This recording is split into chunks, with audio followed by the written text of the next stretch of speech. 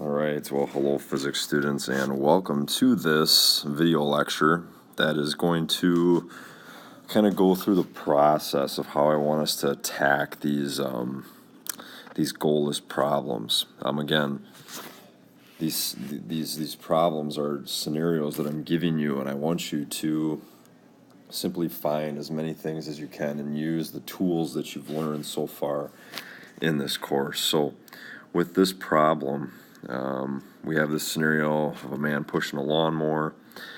So again, I'm going to always encourage you to start with diagrams and or graphs for this problem. So if I'm drawing the free body diagram for this problem, I know that I always have my force of gravity. I have my normal force. I have my force of friction. And then I have this applied force that's at that 20-degree angle. Okay, so what I want us to do is, with these problems, is I want us to start out with the easy things to find, okay? So like, what do I know here? Well, I know my displacement, I know my time, I know my initial velocity. So I can find my acceleration in this problem just using this first kinematic equation right here. Okay, if I solve then for my acceleration here, I get acceleration is equal to 1.2 meters per second squared. So that's one thing that I know right away. Another thing that I can find, and that a lot of you did find, is you divided 15 meters by 5 seconds. Well, if I do that, what you're actually finding is you're finding the average velocity in this problem. And you're saying that the average velocity is total displacement divided by total time. So your average velocity then is going to be 3 meters per second. So we've already found two things in this problem. So what's another really easy thing that we can find? Well, I gave you the mass of this lawnmower, so we can very easily find what my force of gravity is. So force of gravity, again, is just mass times the acceleration due to gravity. So we're going to be getting 490 newtons. And I'm going to write that in here, 490 newtons.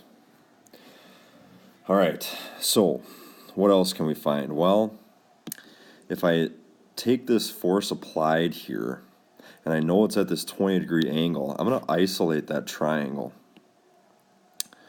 And I'm going to say, okay, I know the hypotenuse of my triangle here is the 500 newtons. I know that this angle is 20 degrees. So what I can find here is I can find what my FAX and what my FAY are in this problem. Okay, remember we need to split this into the X and Y components because it's not matching up with our typical XY axes.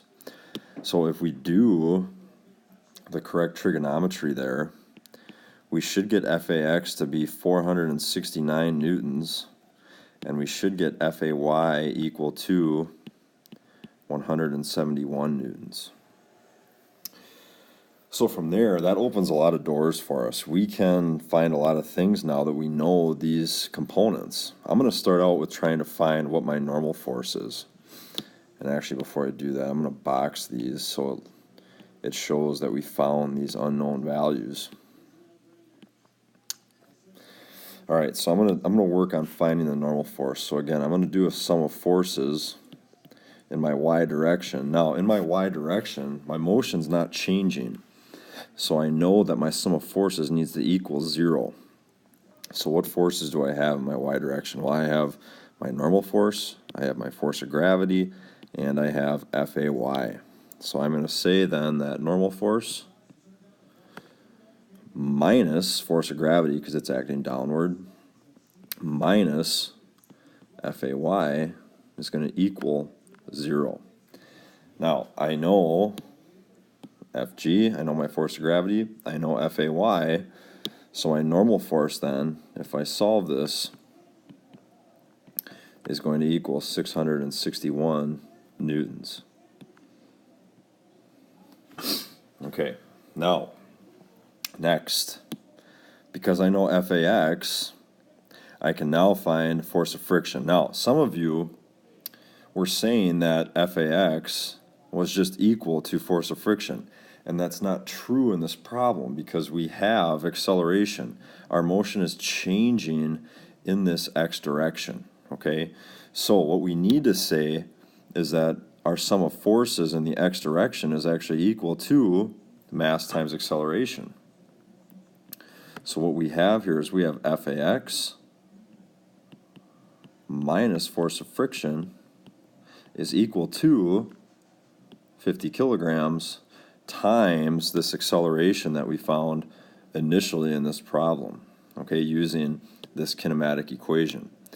So we're going to multiply this by the 1.2 meters per second squared.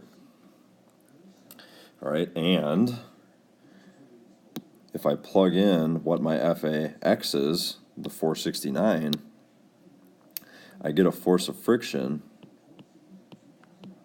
equal to 409 newtons.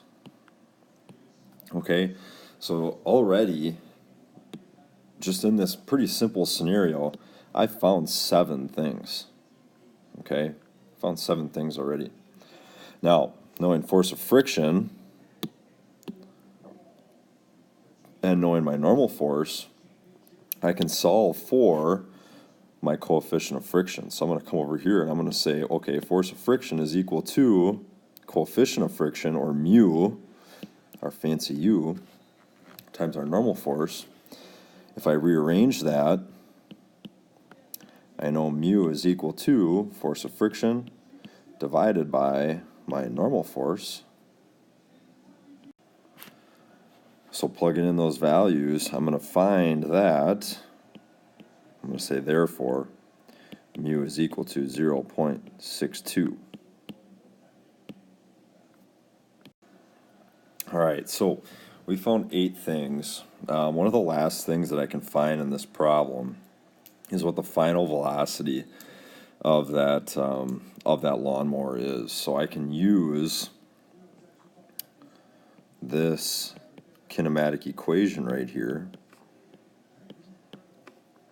because I know the initial is 0, I know my acceleration is 1.2 meters per second squared, and I know t is equal to 5 seconds. So if I solve that, I can find that v final here is 6 meters per second. So this is about all we can solve for in this problem. What I would challenge you to do, and again with these goalless problems, what I'm trying to have us do is to apply these tools that we have in physics in a variety of different ways to help us visualize the physics that's happening.